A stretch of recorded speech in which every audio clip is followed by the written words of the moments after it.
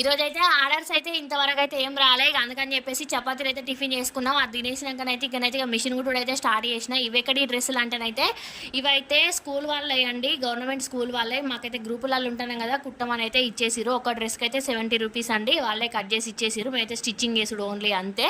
ఇక అట్లా చేసుకుంటుండగానే ఒక ఆర్డర్ అయితే వచ్చేసింది. కేజీ చికెన్ అండి, ఫ్రై చేసి ఇవ్వమన్నారు.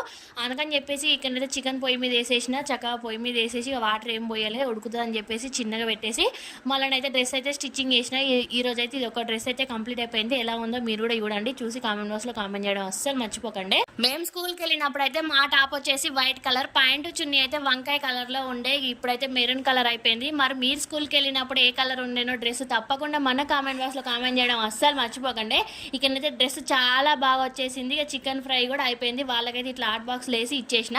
కేజీ చికెన్కి అయితే నేనైతే 150 రూపీస్ అయితే తీసుకుంటాను. మీరైతే వీడియోకి ఒక చిన్న లైక్ చేయండి. నెక్స్ట్